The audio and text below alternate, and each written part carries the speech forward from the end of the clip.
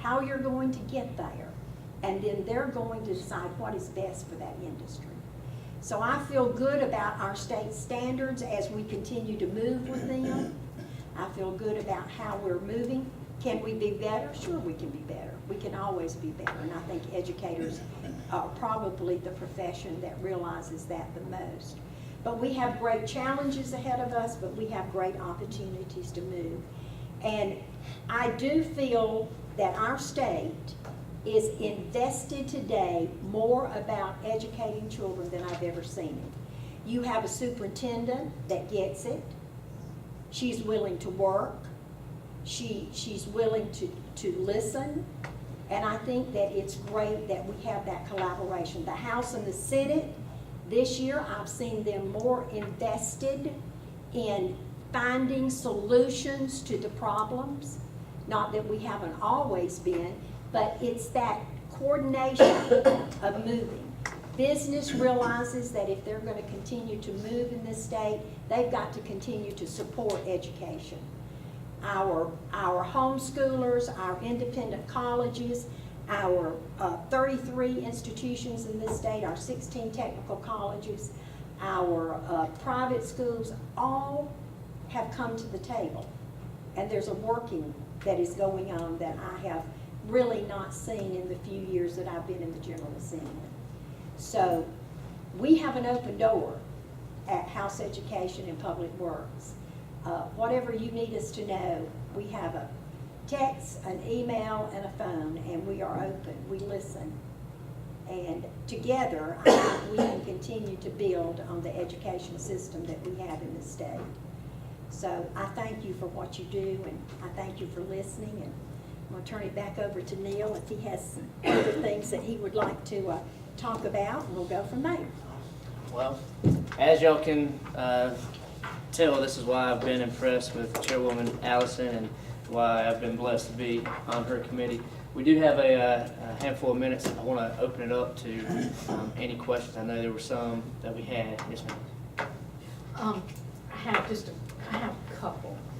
First of all, thank you so much for flexibility with the snow days and giving the districts flexibility, because our districts are so different throughout the state. And allowing us to make those decisions, it's very helpful. Second, when we're given mandates from the state, it's great. I love giving teachers raises, and I love doing all of these things, but it's done for the moment, and then it's left up to the districts to continue that year after year after year. Right. So please help us help them, and then y'all help us make sure we're helping them to Right. continue the process. And we do understand that. We understand also that if we give a raise and then you end up having to pay more in for your benefits and that kind of thing, it's a double sword. I remember, we gave a 2% raise and then upped your contribution part, and that just knocked it out. We understand that, but we also understand that we're dealing, we have every year, I served on Ways and Means, and I will tell you this, when we start the budget in the House, the Board of Economic Advisors comes in and says, here's the amount of money that you have. Then you start looking at the constitutional mandates that you have, the EFA, Medicaid, the various things. By the time you meet those mandates sometimes and you start backing out, it's amazing. I read in the paper every day that we have $1.3 billion surplus. And I keep looking at what we constitutionally have to do. And by the time you start doing what the Constitution of this state tells you have to do, and you start looking at the growth in education, and you start looking at the growth in Medicaid, and you start looking at those kind of things, you don't have anywhere near $1.6 billion. And I know you're on our side, so I'm very appreciative. My last question is, you being in the education field and really being so proactive for us, what is your vision for transformation of education? Whew. I don't believe I'm ready to take that one up. You do that in 60 seconds before I have to leave. I mean, this sounds corny, I know, I want corn. but what I would like for us to be in this state is I would like for us to be at a point that every child born in this state can bring about their own quality of life, meaning that they get the education they need to do whatever they want to do in order to bring about their own quality of life.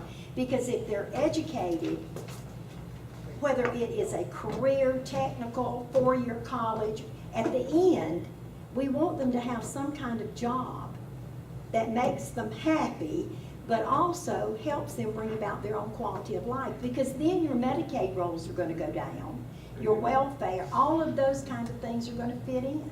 So, I want us to be able to give the kind of education that will allow them to be able to flourish in whatever they decide to do. Thank you so much. So that's it. Jonelle. Yes, thank you so much for You're coming welcome. and agreeing to do this. This is excellent, excellent idea. I'm all on board with this. Like we talked about earlier, the fact that there's not enough people here is what really Right. concerns me. But I think it'll grow as Yeah, Neil I and think all so of them too. finish. Yeah. I had to write my question down because Okay. sometimes I get, but anyway. Why do you think that House Bill 4330, the Parental Right to Refuse Assessment Act, is being held up in the House K-12 committee? The primary sponsor, Jonathan Hill, explains that the bill doesn't give parents the right to refuse testing of their children. They already possess that right. The bill will merely protect parents and their children who choose to refuse the test. The need for this parent and child protection legislation came about last year when parents all across the state refused the Common Core Aligned test in protest of the rebranded standards, which are 91% aligned. While most districts made accommodations for students who refused the test, Greenville County School District repeatedly humiliated students in front of their peers and penalized students with discipline referrals that became a part of their permanent record. The House K-12 subcommittee, which is made up of a majority of Republicans and is chaired by Representative Stringer, who is said to be favorable toward passing the bill out of his committee. But he can't get the support of fellow Republicans on the subcommittee, including Ray Felder, who is your vice chair for the House Education and Public Works Committee. Can you tell me why this majority Republican subcommittee will not pass the bill out to allow the full House Education and Public Works Committee to vote on it? And I would like to ask a follow-up question Well, to let me your answer response. this one first. Let me answer this one first. First of all, we did take it up. It has, I don't know who told you we didn't, but we did. And I will tell you, Jonathan Hill came to me early on, showed me, I said, Jonathan, we'll get it up first. And we did. The problem was that Jonathan went off to Puerto Rico. I think a relative of his got married, and he went, not that he should have to tell us, but he didn't tell anybody. So we had the hearing, sent out all the things. You know, when you have a hearing, whoever the author is of the bill gets a notice, and anybody else gets the notice, plus we put it up. So we had a hearing, and Jonathan didn't show up, and we found out that day. In fact, what's your name? Neil. Neil sat on the committee. You called a lot. I was trying to think which one you wanted. I said, Neil, please text Jonathan and see where he is. So, and he did. Anyway, we didn't know, so it was adjourned debate on it, a simple adjourned debate to find out what was going on. It was discussed during that time, and there were questions that couldn't be answered and that kind of thing. So when Jonathan finally came back and was able to come back, we told Jonathan then, we brought it up, he should have notified us and that kind of thing. And he has asked for it to be brought up again, and it will certainly be brought up again. Now let's go back to the assessment part.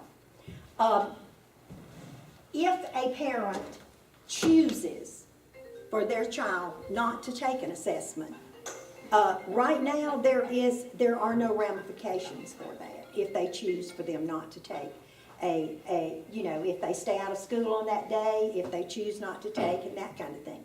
We are trying our best as a state to have less and less testing of our children. And Jonelle, I would really like for you and some of the others that have a chance to come to Columbia and sit down, let's sit down with the State Department and look at our current standards of what we have and what Common Core has. And I think We've looked at it. and I think you will understand when you sit down and look. We have Well, looked at it. It's well- very much in line with Common Core. Well, there's only one way you can get a 2 and 2 plus 4 in some things, but if you look at the other things, you'll find that and I think educators would agree. But I would love for you to come anytime and sit down and us go over that. Sure. I just want you to, I want us all to understand and that kind. But yes, that has been brought up, and probably will again when he decides that he would like for it to be So brought. do you have a time frame as to when that will be brought back Well, up? Jonathan will make that time frame. Okay. We brought it up, so Okay. he'll have to make that. Okay. that- Thank you. You're welcome. We're brushing up against the time. Any dire questions need to be answered? Well, I'll end on this. We've already planned the next forum, next meeting, and it's mainly for Pickens County people this time, but it's going to be a sheriff's candidate forum on April 10th. Again, please help spread the word on it. We're looking into moving this group around the county. I know today was a tough venture for Clemson folks, so we're going to announce the location later, but it'll still be April 10th at 2 o'clock. We're focusing on Sunday afternoons with all the crazy hectic schedules, but another important topic for our county. Thank you again, and we are adjourned. Thank you.